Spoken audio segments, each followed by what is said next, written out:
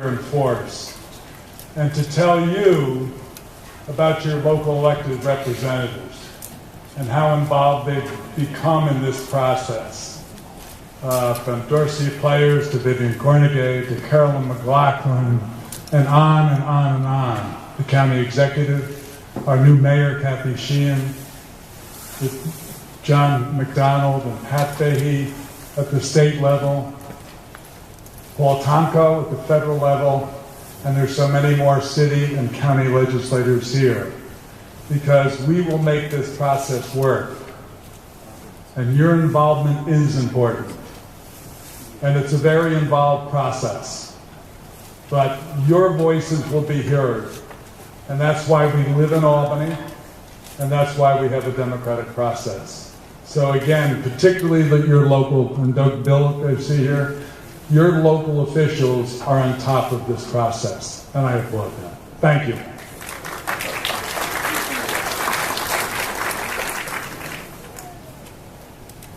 Excuse me, can we have you stand up on that podium there? No, actually, we're going to use this one for the speakers. Can you please turn this way, Doug? Can we turn this way? Face the cameras? Thank you. Thank you. Face the camera. Face the audience. We're going to have them speak, yes, Okay. sideways so that the court reporter can also see and get the comments. Okay. Thank you. Thank you. I get 2 minutes. I came to the meeting with the commissioner earlier, and I want those comments on the record that I made. I'm very concerned about this facility, and I'm totally against it. It doesn't need to be built in Albany, New York. I just want to make that clear. One of the problems here is we don't know the content of the material. And, you know, crude oil is a big, big term. And there's a lot of things that come out of crude oil. And the tankers that are coming in here are old. We don't have a count on the DOT 111s. That concerns me. How many old fleet are here now? And how many more of these tankers are going to be attracted by this facility? How much more will the traffic increase because of this facility? And can our rail system adequately support this kind of increased traffic? I don't think so. I don't think we've had good freight rail service in Albany. We've torn up the track between Albany and Schenectady. It's a single track now. It was double, and we have, you know, insufficient capacity of rail to support this increased traffic, because we've had radical increases in the traffic in the last 2 years, and I don't think that it's safe, especially since what happened in Canada. I'm very scared about that and what happened in North Dakota. And North Dakota is where most of this is coming from. And if this facility means that we're going to get more tar sands oil because they have to, you know, make it visceral so it'll flow better, then we're going to get increased Canadian tar sands oil, and that's not acceptable to me. So I want to make that clear. We've got to build a safe facility for sure, but we don't need this kind of a heating system which could be flammable and could possibly explode. I want to know how many spills Global's had in the last 5 years. I didn't hear that. Did anybody hear that figure? I want to know how many spills, because the spill is our biggest concern. If there's a spill in this area, can they clean that up? I'm not talking about explosion, I'm talking about spill. Do we have the adequate facilities to clean some of this tar sands up? I don't think so. Thank you very much, Mr. Paul.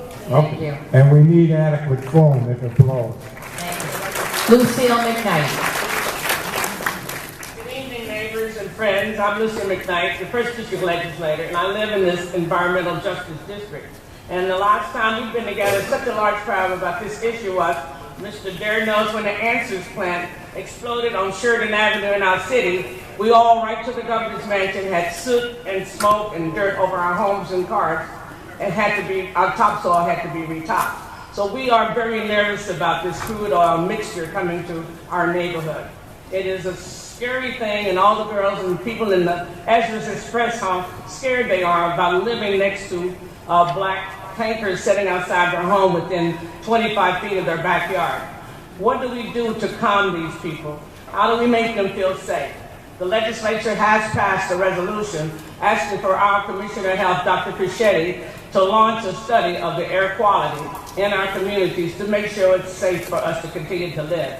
We haven't talked about the cost it will cost for us to take care of the medical conditions from asthma to other breathing illnesses you get from smelling oil. And this is the thing that our people in this audience want to know about. How do we make our people safe? I am truly concerned. I'm being a West Virginia girl, and my family in West Virginia are dealing with drinking dirty water there. So you know I'm concerned about what goes on in my backyard right now. And I'm glad to see that we've established a relationship with our Port of Albany, DEC, Global, and hopefully all the other contaminant people down there. You got to worry about when you get all these mixtures and additives in the heated material, they will emit dirty stuff into our air that we breathe. And we've been promised that they were going to take care of us with the Clean Air Act and with the Environmental Justice Act. And we're going to hold it to DEC to do the right thing. And I am thankful that you came to this meeting and hope to see you at the next one soon. Thank you, everybody, for coming out for supporting me. I'm going to ask that everyone hold their applause so that we can get to the speakers. I appreciate that everyone wants to show their support. My only reason for asking that you hold your applause is so that the court reporter can make an accurate record. And just so that you know, I'm having a hard time hearing the speakers when you are applauding. And if I'm having difficulties, so is the court reporter, and we do want an accurate record here. Our next speaker is Chris Higgins. Thank you. I'm a county legislator. I represent several downtown Albany neighborhoods, including the Mansion District, which is quite near the proposed facility. First, I just want to point out that the county legislature did pass a resolution, which we'll get to you for the record, directing a public health study by our county health commissioner, which Lucy mentioned. We also adopted a proclamation by the vast majority of elected county legislators in opposition to this expansion, and we'll also get that to you for purposes of the record. I'm just going to point out that this, I think, is a dangerous proposal any way you look at it. I don't really think we have enough facts specifically about this new type of crude oil. I personally have found out it is particularly much more explosive than other types of fuels that the United States is currently using, and that worries me. Another issue I heard is that the DEC does not have jurisdiction over the rail and the transport. The DEC does, under Article 12 in the navigation law, have jurisdiction over the Hudson River. And I have serious concerns about the additional transport of this oil and the movement from the port over to an actual barge or tug that would take it down, which is a major issue. Last year we just had a tug, a barge that ran aground here. Luckily there was not a spill. I grew up on the Hudson River in Dutchess County, and when I was a kid, we had a ship that ran aground on the Diamond Reef and did spill thousands of gallons of oil that I got the beauty of watching get cleaned up for weeks on end, and it wasn't a pretty sight.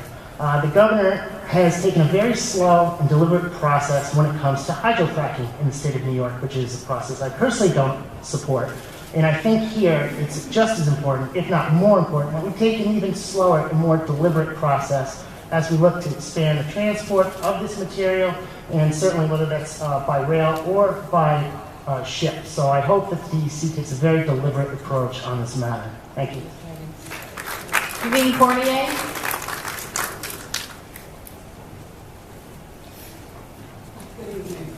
My name is Vivian Carnegie, and I'm your council member for the City of Albany 2nd Ward.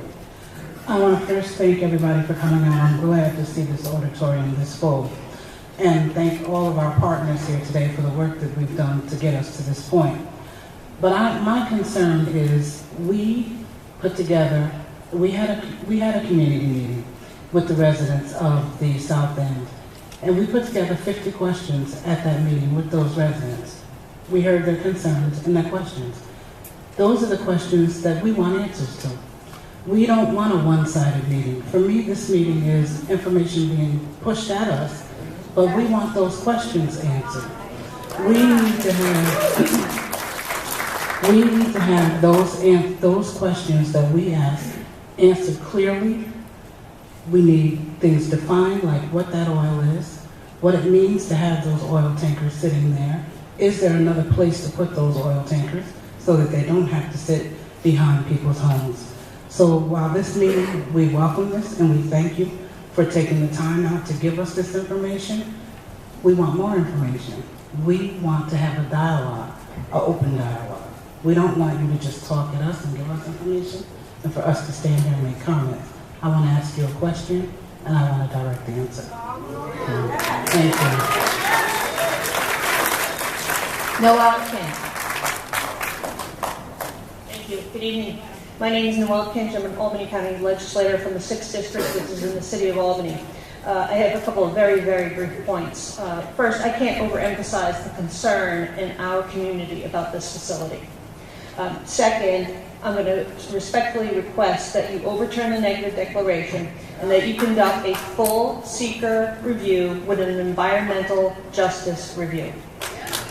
Even if Global meets the basic minimal guidelines, that's not enough. It's imperative that the DEC go above and beyond to protect our community and the public health and safety.